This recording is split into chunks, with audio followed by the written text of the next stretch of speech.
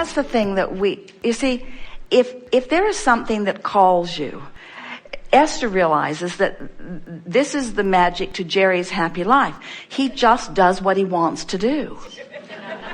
And there's enough of what he wants to do that's really meaningful to him that he just keeps himself in a really happy place. And so that's what we want for all of you. We want you to get to the place where you just do what you want to do. We want you to get to the place where, but just doing what you want to do sometimes involves making what you're doing be something that you want to do. In other words, you look at it in a way that aligns you. For example, let's say that you're washing dishes and you don't really want to be washing dishes. You'd rather be working on your blog, or you'd rather be doing something that's more inspirational. But the dishes need to be washed and you're the one that's doing them. So now you could stand there and you could feel resentment that somebody else is off doing what they want to do while you're washing dishes. Or you could feel resentment that you can't yet afford somebody to wash your dishes. Or you could feel resentment that you didn't get organized enough to have someone take care of it. Or you could feel resentment that you don't have a dishwasher that's washing your dishes. That's all out of the vortex stuff. In other words, just like with the woman who has pain in her body, who could feel hope or who could feel fear, you can be in the act of washing the dishes and you could be resentful, or you could be having fun with it. You could be resentful, or you could be making the best of it. You could be appreciating the warm water. You could be appreciating the detergent that is making your dishes shine and be germ-free. You could appreciate the lovely dishes. You could appreciate the dexterity in other words, there's always, no matter what's happening in your moment in time, there are positive aspects and negative aspects. So no matter what activity you're involved in, there are more leaning toward the vortex thoughts or more leaning away from the vortex thoughts. So as you spend enough time following your inspiration that you are in alignment most of the time, before you know it, you're feeling good no matter what you're doing. In other words, you can be driving, as Jerry and Esther were driving across the country just now. They were on the East Coast. It is so beautiful this time of year. Everything was so green. And as we were driving across the Midwest, it was extra beautiful because of so many rains. And so there's a tendency to now want to compare. Well, I only want to drive across the most beautiful parts of the nation. Well, that's just not very logical. You're going to drive across the nation. You're going to see a lot of different things. And some of it is going to be more pleasing to the eye than others of it. Some of the freeways are a blissful experience. They're smooth, they're wide, the lanes are wide open. Some of the freeways are a bumpy, terrible mess. Some of them are under construction. Some of them, the barricades are so close that getting the monster bus down them is not really the easiest thing in the world to do. So what do? Do you let the conditions that you're living in dictate the way you feel, or do you become so flexible in your mind that you can find something to feel good about regardless of what the current reality is? And that's what we're talking about. So many people they insist that current reality keep morphing to please them, and it won't do it. That's why the older you get, the more you complain. If you are expecting the current reality to morph to please you, you have to find the decision within yourself that you are going to find pleasing thoughts. You're going to follow your bliss. You're going to look for it, and sometimes you have to look harder for it than others. Sometimes you have to be more determined to find it than others. Sometimes it's just easy. And those times that it is easy, they spoil you in the literal sense that they make you lazy about your own focus. And so it's what we're saying to everyone. If you have to have a perfectly healthy body before you feel good, you're in trouble. If you have to have every single meal you eat be perfect in every single way before you can be happy, you're not ever going to be happy. If your kids have to behave and be joyful in every moment, you're not ever going to be happy. In other words, you've got to give up the need to control the uncontrollable and discover your vibrational latitude to connect with your inner being who is always joyful, who always loves, who always knows, who always understands your value, who always understands the value of others. You have to train yourself into that frequency. When it's easy, and if you train yourself and if you pay attention to it when it's easy and practice it when it's easy, it will never be hard for you again, you see. But you got to understand. You got to understand the laws of the universe. You got to understand vibration. You got to understand what your emotions mean, and you got to care. Most of all, you got to care how you feel. if we were standing in your physical shoes, we would make a decision. We would motivate ourselves even. We would say, I am not willing to put up with negative emotion, not for very long.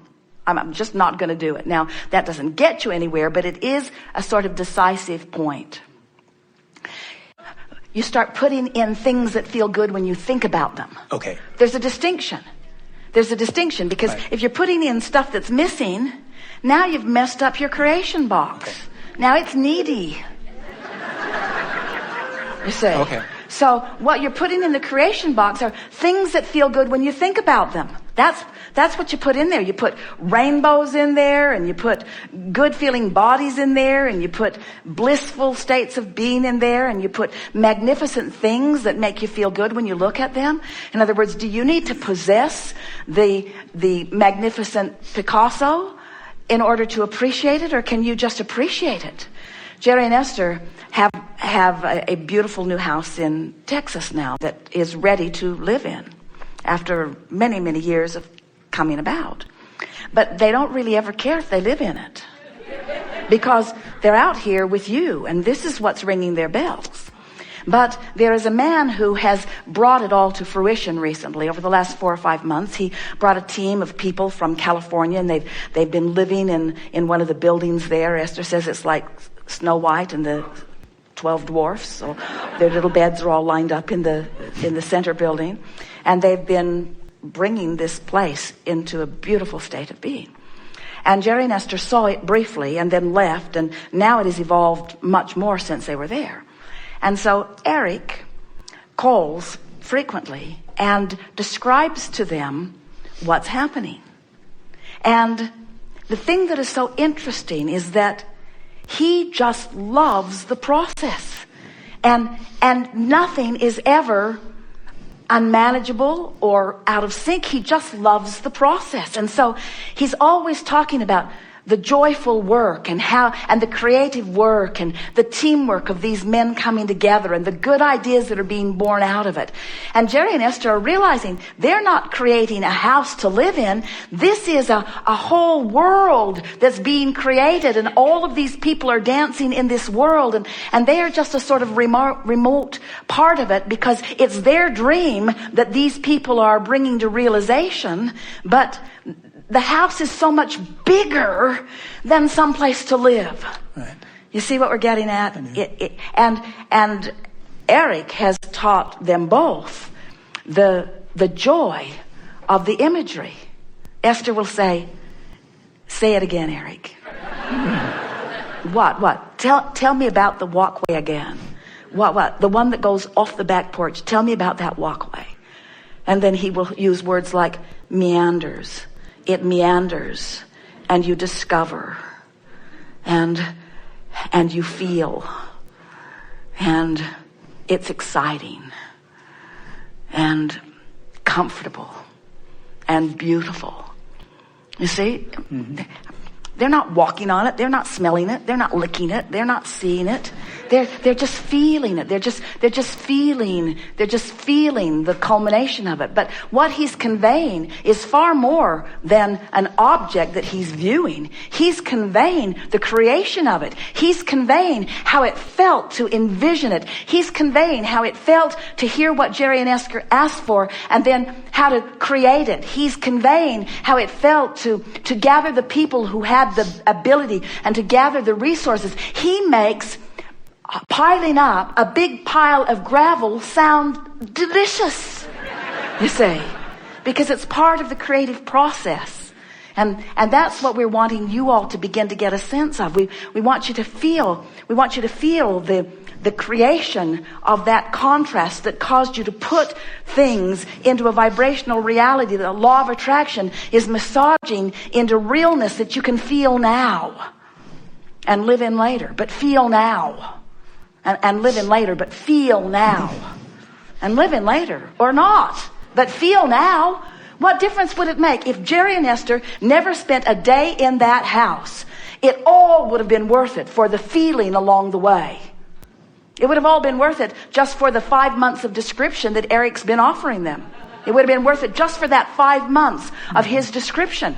More joy experienced as a result of pondering that, not living it, not living the manifestation of it, pondering it from a distance and feeling the bigness of it. You getting this? Well, the answer is easy. Do whatever you want with the box that feels good. Carry it around, show it to other people, organize it, put it in alphabetical order. It doesn't matter. It doesn't matter. What matters is that this is pretty, I want it in my box. This is pretty too, I want that in my box too. That, I don't care so much about that one. That, in other words, I want it in my box. I want that in my box. I want happy grandchildren in my box. I want a cooperative government who understands that it is a diverse span of interests and beliefs, who have the ability to cooperatively work together to bring the best out of everybody. I want that. I want that in my vortex. In my vortex, I want technology that solves the current issues of the day. I put that in my box. I have to figure out how to get there. I just want it. Whatever that looks like, I'll put it in my box. If it looks like clear water, oh, here's a picture of clear water. If it looks like happy, oil-free dolphin, oh, here's one. I'll put that in my box. In other words, whatever makes me feel good when I see it, I'll put that in my box. And I'll put enough of it in my box. I'll put such an avalanche of good feeling things in my box that I'll need a lot of boxes. And so I'll just have somebody pick them up and put them someplace else. And in other words, you'll have more boxes than you really want, and maybe you'll be able to let go of the boxes in time. We just want you to find a way of making the focusing on the good feeling